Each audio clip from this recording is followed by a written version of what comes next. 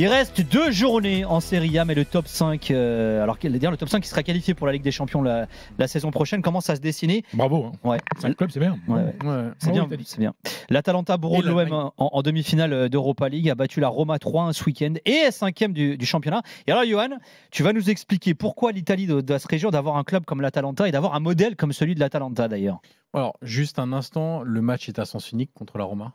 Mais vraiment, il aurait pu avoir 4-0 à la mi-temps sans un très grand Svillar.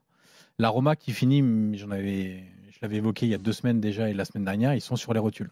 Il n'y a plus rien, il n'y a plus d'essence, il n'y a plus rien. Ils sont lessivés. Là, c'est même pas que le poulet il est trop cuit, c'est qu'il y a le détecteur de fumée là qui est en train de biper déjà. Ça m'est arrivé ce week-end, en cuisinant du poulet d'ailleurs. Ouais. Bravo.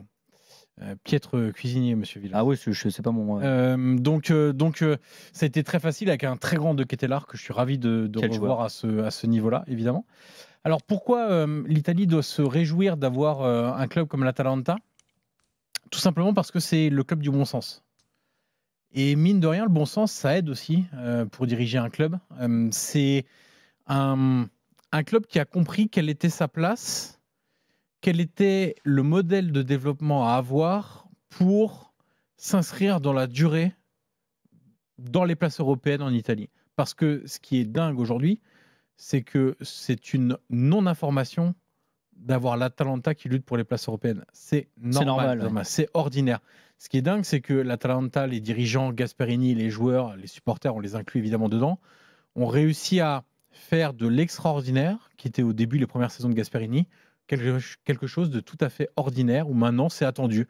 Bah oui, en début de saison, on dit l'Atalanta, bah ouais, place européenne, on ne sait pas, Ligue des Champions, Europa League, Conference League, on verra.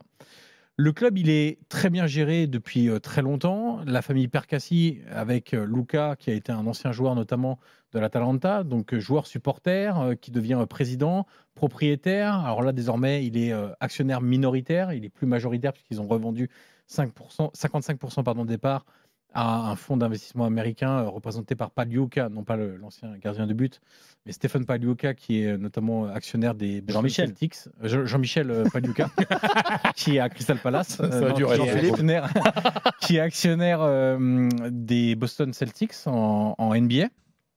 Et ce qui est intéressant quand je parle de bon sens, c'est dans le développement, on pense évidemment à comment on renforce l'effectif, mais eux, ils ne sont pas partis de ça. Ils sont partis de pensons aux infrastructures, le centre d'entraînement, le stade, ils sont en train de le refaire. Ça fait longtemps que c'était dans les tuyaux. Ils ont mis longtemps parce qu'en Italie, c'est impossible. La bureaucratie italienne vous fait planter à peu près tous les stades, les projets de nouveaux stades. 2, si on veut réussir à se stabiliser dans des ambitions qui n'étaient pas les nôtres jusque-là, il y a un élément qui est fondamental, c'est la stabilité. Si on met en avant cette stabilité, il faut qu'on soit courageux. Il faut qu'on soit fort, même quand ça va tanguer un petit peu.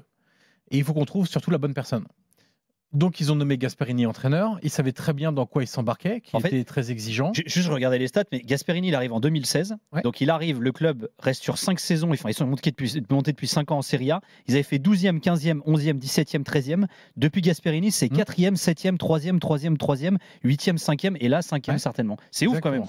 C'est pour ça que, en fait, aujourd'hui, c'est une non-nouveauté, le fait de terminer dans... Non, mais il y a vraiment un avant et un après Gasperini, c'est ça qui est dingue. Totalement. Alors, tout s'est fait petit à petit, c'est pas venu comme ça en un claquement de doigts. Quand vous regardez l'effectif des premières saisons avec Gasperini, vous voyez des noms, vous dites, ça a bien progressé comme aujourd'hui de pouvoir aligner des De Ketelaere, Lookman, Scamacca en attaque. C'était pas du tout ça, il y a 8 ans désormais. Mais ça fait partie du projet qui a été d'établir ce fameux projet sur plusieurs saisons, avec un entraîneur à qui on va donner toute la confiance et beaucoup de poids. C'est-à-dire qu'aujourd'hui, il est intégré dans certaines décisions de choix de joueurs. Ça n'a pas toujours été le cas, d'où certaines tensions, notamment avec Sartori. On fera la passerelle avec Bologne tout à l'heure. Le scouting, quand tu n'as pas beaucoup d'argent, il faut recruter malin. Donc, quand tu recrutes malin, tu te sers un petit peu de la data, tu te sers de ton réseau de recruteurs, d'un maillage autour du monde de recruteurs qui est très, très important, avec un directeur technique qui a été très malin. Ils font partie aussi des 2 seules équipes aujourd'hui qui ont une équipe réserve, dont j'ai beaucoup évoqué le cas... ça peut aller jusqu'où la réserve en Italie ? Ça peut monter en série B. Ah, quand même, oui. Okay. Ça peut monter en série B. Donc, il y a la Juve qui a été la pionnière en la matière. Et puis l'Atalanta qui, depuis cette année, a une équipe réserve en série C. donc qui permet aussi de confronter les joueurs qui sont formés ou post-formés à Bergame à un niveau beaucoup plus important et donc de les préparer quelque part, soit à venir intégrer l'équipe première, soit à élever le niveau de jeu, être vendu et donc de générer des profits aussi comme ça, parce que dans ce modèle-là, l'argent n'est pas venu comme ça non plus. Il y a beaucoup de joueurs qui sont passés, qui ont été développés et qui ont été revendus. C'est un modèle de trading, mais pas poussé à l'extrême. Sassuolo a fait un modèle de trading sans réfléchir aux conséquences sportives. L'Atalanta, c'est beaucoup plus maîtrisé. Et c'est pour ça que Sassuolo, dans une saison galère, on se dit ils ont mal géré leur stratégie de développement. Et puis, la dernière chose, c'est vous mettez en place les infrastructures, vous mettez en place le coach, la stabilité, vous recrutez malin. Ensuite, il faut les développer, ces joueurs. Et ce qu'on oublie souvent quand on parle de l'opposition entre les entraîneurs qui veulent du jeu et les entraîneurs qui veulent des résultats, comme si d'ailleurs il devait y avoir une opposition, tous les entraîneurs veulent gagner, simplement le chemin est différent pour y parvenir. Et c'est beaucoup plus facile d'exalter les qualités des joueurs à travers un football protagoniste. Et c'est là que tu vas pouvoir développer les qualités des joueurs qui vont servir le collectif, mais les qualités individuelles qui vont servir aussi ton bilan économique. Donc tout ça fait que l'Atalanta a trouvé son modèle et que ce qu'a réussi à faire l'Atalanta dans une ville qui n'est pas si immense comme Bergame pourrait être répliqué dans des réalités plus importantes sur le papier. Pas aujourd'hui, parce que Bergame est devenue une réalité intéressante. Mais si on reprend il y a 8 ans, un club comme la Sampdoria devrait être capable de faire ça, le club comme le Genoa, autre club de Gênes, l'Udinese, si c'était pas les Pozzo, serait capable de faire ça. On peut prendre Palerme en Sicile. Alors transition, parce qu'il va falloir qu'on en parle aussi, mais l'Atalanta progresse, crescendo en Italie, en Coupe d'Europe, ça devient, tu l'as dit, une normalité. Alors il y a Bologne, 4e de Serie A, qui va retrouver la C1 depuis la première fois depuis les années 60. D'ailleurs, ce sera la 2e fois de son histoire. Est-ce qu'ils peuvent faire comme l'Atalanta, ou est-ce que tu crains une espèce de crise de croissance? Est-ce qu'ils sont finalement prêts pour ce qui va leur arriver là? Non, en fait, de crise de croissance, je ne sais pas, on le verra. La plus grosse difficulté, c'est que la structuration n'est pas la même.